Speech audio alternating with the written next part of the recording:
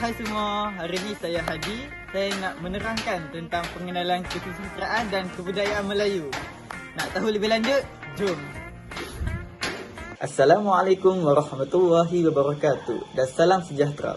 Nama saya Muhammad Hadi Ahnaf bin Khairuddin dan pada kali ini saya akan menerangkan mengenai tugasan 1 iaitu penghasilan produk bagi subjek kesusastraan dan kebudayaan bahasa Melayu di MMB 1104.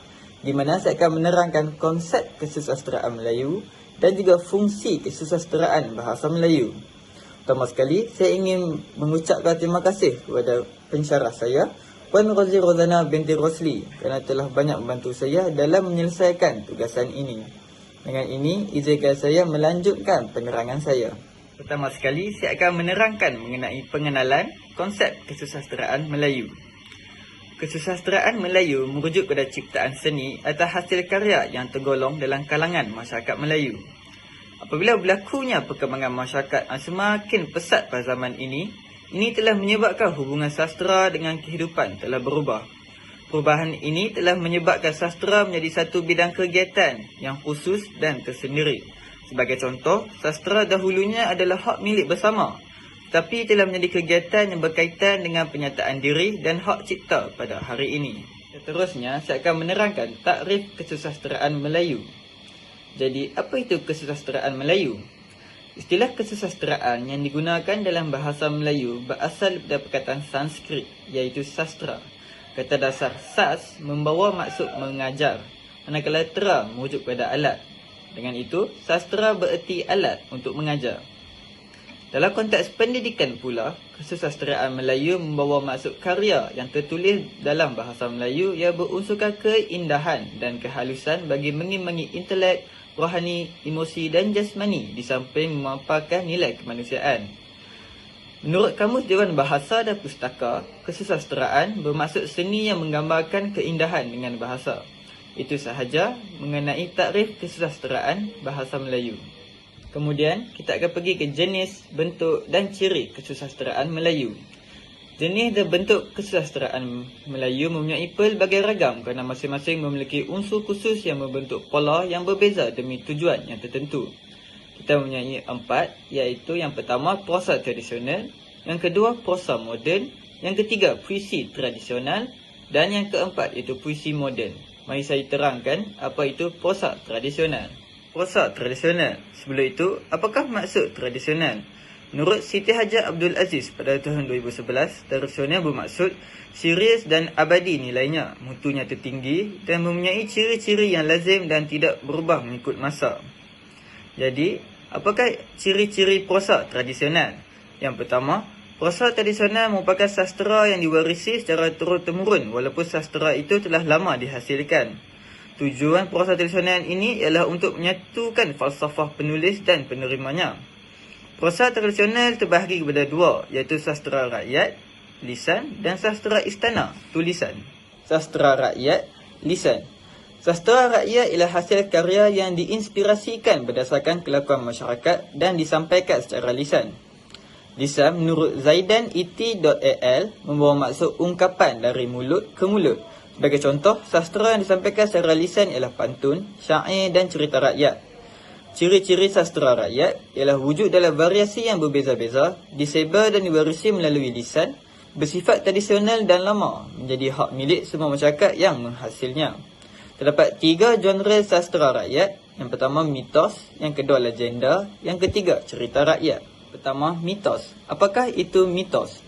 Menurut Kamus Dewan Bahasa, mitos ialah cerita zaman dahulu yang dianggap benar, terutamanya yang mengandungi unsur-unsur konsep atau kepercayaan tentang sejarah awal kewujudan sesuatu suku bangsa atau kejadian-kejadian alam. Mitos dalam sastra Melayu terbahagi kepada 3. Mitos asal-usul, ianya berlaku pada masa lampau dan dianggap keramat, yang juga mempengaruhi kehidupan masyarakat Melayu. Salah satu contoh mitos asal-usul ini ialah asal-usul kejadian alam. Mitos institusi sosial mengisahkan asal-usul sesebuah institusi dalam masyarakat Melayu.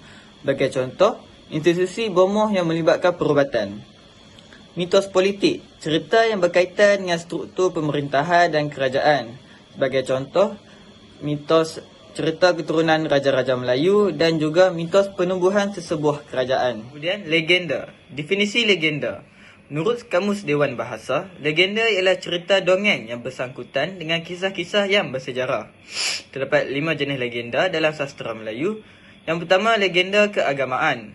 Cerita ini mengenai orang alim dan penyembah agama. Sebagai contoh, Habib Noh dan Tok Kenali. Kemudian, legenda alam gaib. Pengalaman peribadi seseorang tetapi mempunyai unsur tradisional seperti contoh menziarahi alam gaib. Dan kemudian, legenda perseorangan. Tokoh tertentu yang dianggap segala peristiwa berkaitan dengan tokoh benar-benar terjadi. Sebagai contoh, kepimpinan Hang Tuah. Kemudian, legenda tempat. Ianya mengenai asal-usul sesuatu tempat di mana tempat berkaitan dengan tokoh atau binatang. Sebagai contoh, Pekan Langgar yang berada di Kedah. Dan akhir sekali ialah legenda tokoh. Ini dianggap benar kerana ruang dan masa berkaitan cerita tersebut dipercayai benar. Seperti contohnya, legenda Mahsuri. Kemudian, cerita rakyat. Cerita rakyat berbentuk prosa dan tidak benar-benar terjadi. Merupakan sumber hiburan, menegakkan keadilan dan mengandungi moral atau sindiran. Cerita rakyat dalam sastera Melayu terbahagi pada 4. Yang pertama, cerita binatang. Ditokohi oleh binatang yang mempunyai sikap seperti manusia. Watak utama bersikap cerdik, manakala watak antagonis bersikap kurang cerdik. Sebagai contoh, sang kancil yang menipu gegasi.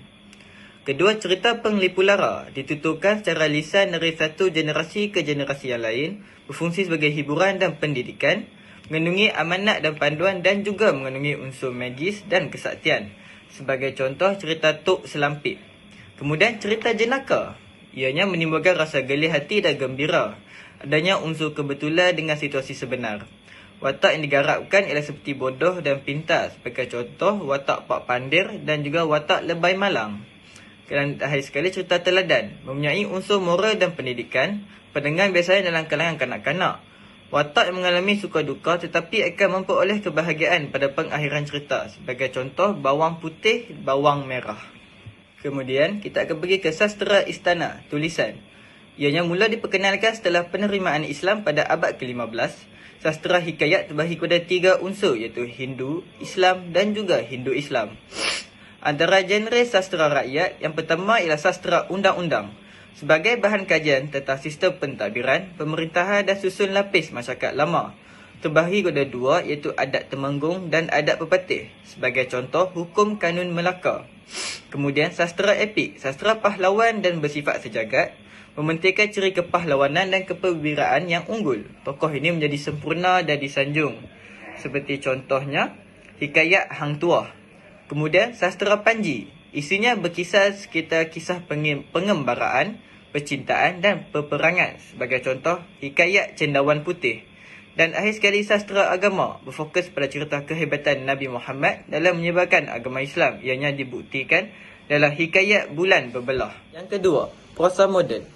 Hasil karya sastera selepas tahun 1800 Masihi tergolong dalam sastera moden menurut Anas Haji Ahmad pada tahun 1988. Pembahagian masa ini bertujuan memudahkan kita memahami bentuk dan unsur perbezaan dalam sastera Melayu.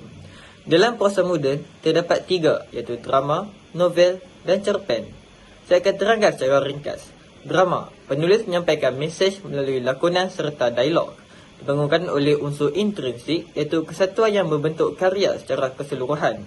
Novel, prosa rekaan yang memuatkan sebahagian daripada sebuah kehidupan. Berasal dari bahasa Itali iaitu novella yang bermaksud benda kecil yang baharu. Cerpen, cerpen ialah gabungan 2 perkataan iaitu cerita dan pendek.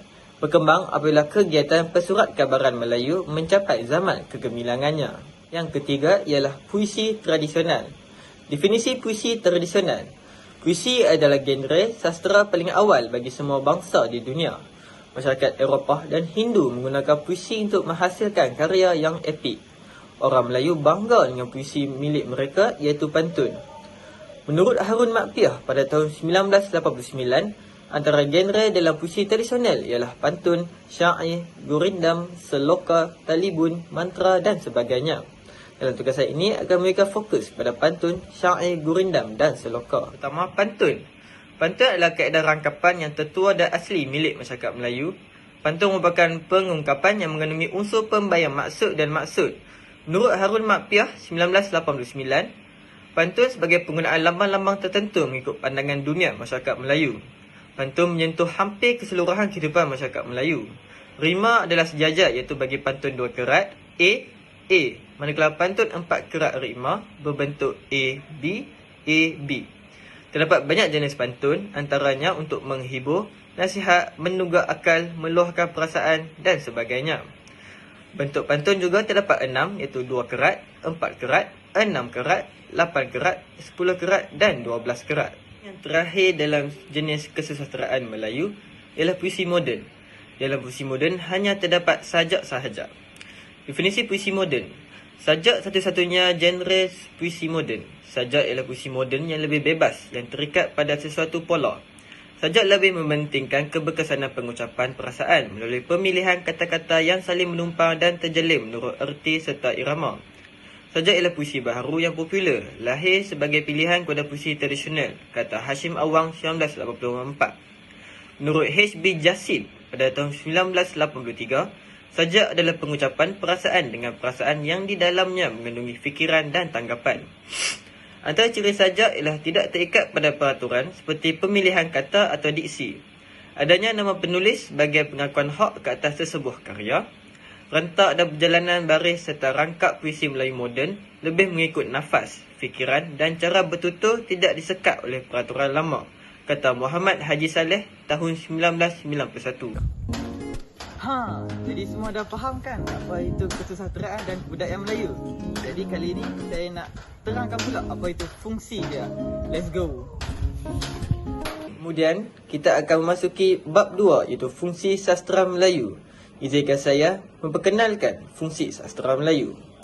Keindahan sastera Melayu dapat dilihat pada gaya bahasa, struktur cerita dan peranan yang didukung oleh sastera itu sendiri. Mewujudkan pemikiran yang bijaksana untuk sentiasa memimpin demi mencapai kemajuan yang sesuai dengan kemaslahatan hidup manusia merupakan fungsi sastera Melayu. Selain itu, ianya juga dapat membentuk sosialisasi masyarakat yang jelas. Pemikiran yang dimaksudkan itu masih utuh dan murni walaupun diletakkan di mana-mana zaman.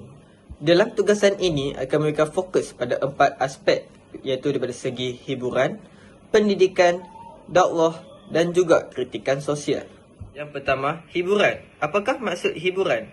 Menurut Kamus Dewan Bahasa, hiburan bermaksud sesuatu perbuatan untuk menghiburkan, menyenangkan atau menenteramkan hati. Terdapat 4 fungsi sastera hiburan. Gaya sastera yang menghiburkan akan melahirkan keseronok gaya indah dan menggelikan hati pembaca. Gaya sastera ini terhasil daripada keindahan kata-kata yang diungkapkan, iramanya indah dan kemampuan untuk membelai emosi pembaca. Pentingan melahirkan sastera yang menghiburkan ialah supaya dapat diterima oleh masyarakat dan diminati atau digilai. Contoh sastera hiburan yang terkenal ialah Anak Mak Lela Gila dan juga Pak Kaduk. Kedua adalah dari segi pendidikan. Maksud pendidikan, menurut Kamus Dewan Bahasa, pendidikan membawa maksud perihal mendidik, ilmu mendidik atau latihan. Fungsi sastera pendidikan ialah pengalaman para pengarang dapat dijadikan sebagai satu pengajaran, moral atau ilmu pengetahuan yang tinggi nilainya. Peranan sastera Melayu ialah untuk membina insaniah dalam kehidupan manusia, justru mengembalikan nilai sejagat yang bersifat kemanusiaan. Masyarakat dapat mengambil iktibar dari unsur-unsur tersirat dalam karya sastera Melayu. Fungsi sastera pada peringkat pengajian ialah untuk mengembangkan ilmu dan disiplin. Selain itu, diberikan juga pendedahan tentang dunia penerbitan dan matlamat pembudayaan bahasa Melayu. Yang ketiga ialah dari aspek dakwah. Maksud dakwah, menurut Kamus Dewan Bahasa, dakwah bermaksud kegiatan menyeru dan meyakinkan orang lain supaya menerima sesuatu kepercayaan. Fungsi sastera dakwah. Karya sastera yang mempunyai fungsi sebagai dakwah adalah karya yang dicipta demi meningkatkan ketakwaan pada Allah. Sastera yang bertujuan untuk dakwah sewajarnya mempunyai persoalan yang menunjukkan sifat-sifat dan kemuliaan Allah Subhanahu Wa Taala. Syarikat Islam haruslah membawa keimanan dan ketakwaan yang diamanahkan Allah atau nilai keagamaan yang lain kepada pembaca. Sastera Islam juga telah menyumbangkan dari segi pembentukan akhlak manusia Melayu ataupun para pembaca. Aspek yang terakhir ialah kritikan sosial. Maksud kritikan, menurut Hashim Awang 1935, kritikan sastera merupakan satu usaha dalam mempertimbangkan dan menilai karya sastera secara jujur dan sistematik. Fungsi kritikan sosial, Kritika sosial adalah karya sastra bertujuan untuk menegur, mengkritik ataupun menyampaikan mesej. Kritika sosial adalah sastra juga berfungsi sebagai memberi pengajaran kepada pembaca. Menurut Sapardi Djoko Damono, 1984, beliau berpendapat bahawa sastra mencerminkan persoalan sosial yang ada di dalam masyarakat. Selain itu, ianya juga berfungsi sebagai memberi teguran kepada masyarakat. Itu sahaja yang akan merangkumi bab 1 dan bab 2 Kebudayaan dan Kesusasteraan Melayu. Maafkan saya jika ada silap. Sekian, terima kasih. Jadi awak semua dah faham kan apa itu kesusasteraan dan kebudayaan Melayu? Jadi kita dah habis dah. Sekarang kita nak masuk ke pantun dan penerangan berdasarkan subjek pengajian pengantar pendidikan GPPP oleh Puan Atikah. Let's go. Assalamualaikum warahmatullahi wabarakatuh dan salam sejahtera. Saya Muhammad Hadiah bin Khairuddin akan membentangkan tugasan 2 subjek pengantar pengajian pendidikan GPPP 1092. Pertama sekali, saya ingin berterima kasih kepada Puan Nur Atikah kerana telah banyak membantu saya dalam menyelesaikan tugasan ini. Dalam tugasan ini, saya akan membicarakan dan menunjukkan kepada Puan 6 rangkap pantun yang telah saya lakukan berdasarkan kajian dan penelitian terhadap subtopik di dalam topik aspirasi dan hala tuju pendidikan dan juga guru berjiwa pendidik. Dan saya juga akan menerangkan maksud-maksud pantun tersebut dan bagaimanakah pantun tersebut diilhamkan oleh subtopik yang berikut. Dipersilakan. Yang pertama, pantun dan penerangan aspirasi dan hala tuju pendidikan, iaitu bab 4. Sebelum saya menunjukkan pantun, aspirasi dan hala tuju pendidikan, izinkan saya untuk menerangkan apa itu SKPM, Standard Quality Pendidikan Malaysia. Kualiti pendidikan merupakan aspek yang penting dalam memacu pendidikan yang bersifat global dalam abad ke-21. Pengurusan pengajaran dan pembelajaran di institusi pendidikan seperti sekolah amatlah penting. Terdapat beberapa faktor yang memainkan peranan dalam mencorakkan kemanjadian murid. Antara faktor-faktornya ialah pemimpin yang mengurus institusi pendidikan, guru yang terlibat dalam proses PDP iaitu pengajaran dan pembelajaran, pengurusan kurikulum, pembentukan sahsiah murid dan pelibatan komuniti dalam pendidikan. Faktor-faktor ini haruslah dititik beratkan agar penambahbaikan dapat dilakukan. Kemudian saya ingin menerangkan SKPM 2010. SKPM telah diperkenalkan pada tahun 2010 yang merupakan kesinambungan kepada SKPM sekolah pada tahun 2003. SKPM adalah satu instrumen penilaian yang mengukur kualiti pendidikan dengan jelas dan komprehensif. Pihak sekolah juga menjadikan SKPM sebagai panduan dalam mengurus operasi mengikut keperluan dan kepentingan sekolah. Instrumen SKPM dapat membantu pihak sekolah membuat penilaian terhadap pengoperasian sekolah. Berdasarkan SKPM 2010, prestasi sekolah dinilai mengikut 5 standard yang telah ditetapkan, iaitu ini adalah 5 standard yang ditetapkan oleh SKPM 2010. Standard yang pertama ialah kepimpinan dan hala tuju. Kepimpinan sekolah berperanan sebagai pemimpin berimpak tinggi dan berupaya menggerakkan warga sekolah. Standard yang kedua ialah pengurusan organisasi. Organisasi sekolah diurus dengan mengambil kira potensi staf dan kemudahan sumber dalaman. Standard yang ketiga, pengurusan kurikulum, kokurikulum dan sukan dan hal ehwal murid. Bidang kurikulum, kokurikulum dan sukan dan hal ehwal murid diurus dengan cekap dan berkesan bagi memastikan sekolah berfungsi. Standard yang keempat iaitu pengajaran dan pembelajaran. Guru merancang dan melaksanakan proses PDP yang berkualiti tinggi dan bersungguh-sungguh. Dan standard yang terakhir iaitu standard 5, kemanjadian murid. Pendidikan sekolah melahirkan murid yang berilmu pengetahuan, berakhlak mulia, bertanggungjawab dan berkeupayaan mencapai kesejahteraan diri. Jadi itu adalah pengenalan mengenai SKPM dan juga SKPM 2010.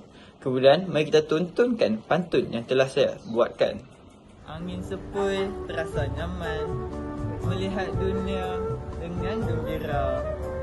Sekolah berkualiti, jamin kejayaan demi memacu informasi negara.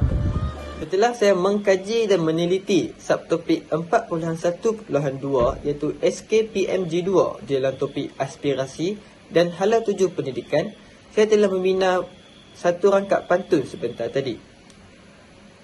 Dan saya akan menerangkan apakah yang diilhamkan oleh pantun tersebut. SKPMG2 ialah penambahbaikan bagi SKPM 2010, di mana SKPM 2010 ialah inisiatif bagi memastikan taraf pengurusan yang memuaskan dapat diwujudkan dan dikekalkan di institusi pendidikan. SKPMG2 telah mula pada tahun 2017 dan berorientasikan tindakan mementingkan kualiti pendidikan dan berasaskan evidence. Pengetua berperanan sebagai peneraju, pembimbing dan pendorong dalam melaksanakan tugasnya. SKPMG2 masih mengekalkan standard SKPM 2010 iaitu sebanyak 5, tetapi mempunyai penambahbaikan. Antara standard-standard SKPMG2 ialah kepimpinan, pengurusan organisasi, pengurusan kokurikulum dan hal ehwal murid, pembelajaran dan pemudahcaraan, PDPC dan kemenjadian murid. Kemudian, saya akan memasuki ke subtopik 4.2.2 iaitu 5 aspirasi sistem pendidikan negara. Dalam Pelan Pembangunan Pendidikan Malaysia, telah digariskan 5 aspirasi sistem yang ingin dicapai iaitu akses, kualiti, equity, perpaduan dan kecakapan. Sekarang, mari saya terangkan yang pertama iaitu akses, ialah akses kepada kejayaan. Kementerian berhasrat untuk mencapai 100% enrolment merentas semua peringkat pendidikan menjelang tahun 2020. Melalui pendidikan dan kemahiran yang diperoleh di sekolah, ini dapat membantu mereka untuk menempuh masa hadapan yang semakin mencabar. Kurikulum pendidikan juga bermatlamat untuk membangunkan anak-anak secara menyeluruh seperti yang terkandung dalam falsafah pendidikan kebangsaan. Aspirasi yang kedua ialah kualiti, iaitu kualiti standard antarabangsa. Untuk mencapai ke peringkat global, sistem pendidikan Malaysia perlu menyediakan penambahbaikan prestasi yang lebih hebat mengikut standard antarabangsa. Sebagai contoh, Program for International Student Assessment (TISA) dan Trends in International Mathematics and Science Study (TIMSS).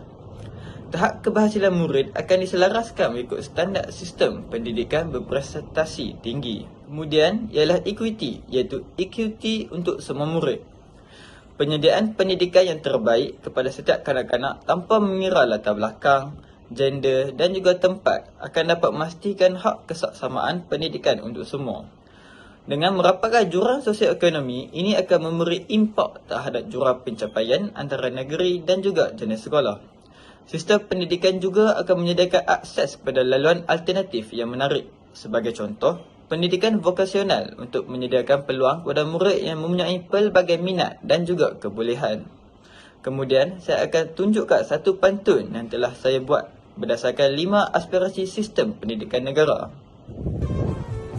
Angin menderu dengan sepuinya, meniup sayu seluruh pekan. Guru mengajar tak kira bangsa demi mencapai selamat pendidikan. Maruah diri perlu dipelihara supaya masyarakat mengingati agama. Keberhasilan murid aset negara. Guru kreatif tonggak utama. Saya percaya sebentar tadi puan telah melihat video pantun saya. Jadi berdasarkan rangkap pantun kedua dan ketiga sebentar tadi, saya telah mendapat ilham untuk membuat pantun tersebut melalui aspirasi perpaduan dan juga kecekapan. Izinkan saya untuk menerangkan apakah aspirasi perpaduan dan juga kecekapan. Perpaduan dalam kalangan murid. Sekolah merupakan tempat yang baik untuk memupuk perpaduan negara. Dengan perkongsian nilai-nilai di sekolah, pengalaman dan menghargai kepelbagaian akan mewujudkan kesefahaman tolak ansur antara satu sama lain. Kesefahaman yang dibina akan membentuk identiti nasional. Perpaduan juga merupakan komponen penting dalam konteks sosial Malaysia yang unik dan kaya dengan kepelbagaian. Kemudian ialah kecekapan, iaitu pelaksanaan berkecekapan tinggi. Keberhasilan murid merupakan indikator kepada kecekapan dalam pengurusan sistem pendidikan. Pelaksanaannya akan dijalankan secara lebih bertanggungjawab dan menekankan penggunaan bajet dengan lebih cekap. Sumber dan sokongan kepada sekolah memainkan peranan penting dalam menentukan tahap prestasi sekolah. Itulah perkara yang mengilhamkan saya untuk melakukan pantun rangkap kedua dan ketiga sebentar tadi. Kemudian, 6 aspirasi murid. Sistem pendidikan Malaysia bermatlamat untuk memastikan setiap murid mencapai potensi maksimal dalam diri mereka. Bukan pihak sekolah sahaja yang berperanan penting, tetapi guru, ibu bapa dan juga masyarakat memainkan peranan yang penting dalam memastikan generasi muda mencapai aspirasi yang diharapkan dengan falsafah pendidikan kebangsaan. 6 elemen yang menjadi aspirasi dalam pelan pendidikan ialah pengetahuan, kemahiran berfikir, kemahiran memimpin, kemahiran dui bahasa, etika dan kerohanian, dan identiti nasional. Selepas ini saya akan terangkan dan saya akan tunjukkan rangkap keempat pantun saya. Bersia-sia pada waktu pagi, memetik bunga sifat romantis. Murid berkemahiran, banyak potensi demi menjana fikiran kritis. Setelah saya mengkaji subtopik 6 aspirasi murid, saya telah menghasilkan satu pantun yang bertemakan salah satu elemen, iaitu kemahiran berfikir. Berdasarkan pantun tersebut, kemahiran berfikir dapat didefinisikan sebagai pemikiran kreatif dan inovatif ialah kemampuan menginovasi, menjana kemungkinan baharu dan menciptakan idea. Kemahiran ini penting bagi membolehkan keputusan penting dibuat dalam menghadapi cabaran di dunia. Hebat ataupun kemahiran berfikir aras tinggi diperlukan untuk diintegrasikan dan diterapkan dalam usaha memahami sesuatu maklumat yang akan digunakan bagi pencetusan idea. Itu sahaja pantun dan juga penerangan untuk subjek 4, aspirasi dan hala 7 pendidikan. Okey, tadi itu adalah penerangan untuk bab 4, aspirasi dan hala 7 pendidikan. Sekarang ni kita nak masuk pula kepada bab 5. Jom. Kemudian saya akan menunjuk dan menerangkan pantun dan penerangan mengenai bab 5, iaitu guru berjiwa pendidik. Sebelum saya menunjukkan pantun yang saya buat berdasarkan guru berjiwa pendidik, izinkan saya untuk menerangkan dulu apa itu sahsiah guru cemerlang.